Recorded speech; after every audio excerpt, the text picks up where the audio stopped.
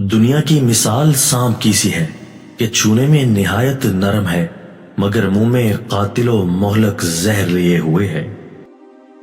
بعض لوگ دھوکہ کھا جاتے ہیں اور سمجھتے ہیں کہ ہمارا بدن کتنا ہی دنیا میں مصروف رہے مگر ہمارا قلب دنیا سے فارغ اور خالی رہتا ہے۔ یاد رکھو کہ یہ شیطانی وسوسہ ہے۔ بھلا کوئی شخص دریا میں چلے اور پاؤں نہ بھیگے، یہ کیسے ہو سکتا ہے؟ دنیا کی مثال کھارے پانی کی سی ہے کہ جتنا پیتے جاؤ گے پیاس اتنی بڑھتی جائے گی۔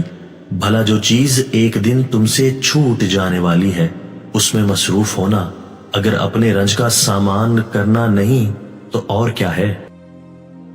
اللہ تعالیٰ نے اپنی رضامندی کو اپنی اطاعت میں چھپا رکھا ہے، لہذا کسی عبادت کو چاہے کتنی ہی چھوٹی کیوں نہ ہو حقیر نہ سمجھو۔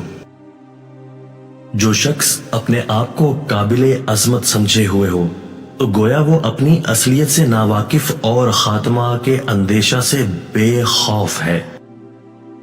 اگر تم کو دنیا کی طلب ہوگی اور ضرورت سے زیادہ دنیا کمانے کی تدبیروں میں لگے رہو گے، ضروری بات ہے کہ پریشان رہو گے اور دین کو ہاتھ سے کھو بیٹھو گے۔ اگر کوئی عالم گناہگار کو دیکھے تو اس کے سامنے علم کی وجہ سے جھک جائے اور اس کے گناہ کا خیال نہ کرے، کیونکہ علم کی بڑی فضیلت ہے۔ خوب یاد رکھو کہ یہ نفس کی مکاری اور ہیلا جوئی ہے کہ شیطان نے اس ڈھرا پر چھوڑ دیا ہے کہ میاں خدا کو ہمارے گناہوں کی پرواہ ہی کیا ہے، وہ بڑا غفور الرحیم ہے۔ دنیا کی محبت کا علاج صرف یہ ہے کہ تم تنہائی میں بیٹھ کر سوچا کرو کہ آخر دنیا کی جانب مجھ کو اس قدر توجہ اور آخرت سے روح گردانی کیوں ہے؟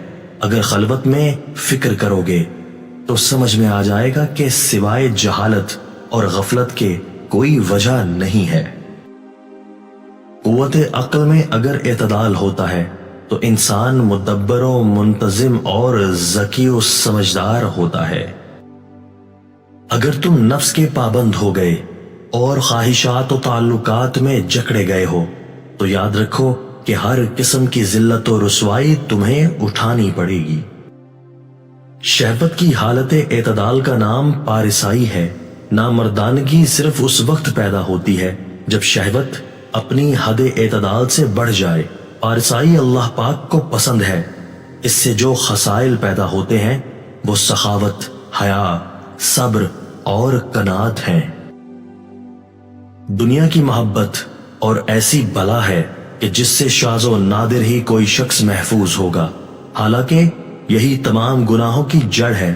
بس اس کا علاج مقدم اور سب سے زیادہ ضروری سمجھنا چاہیے۔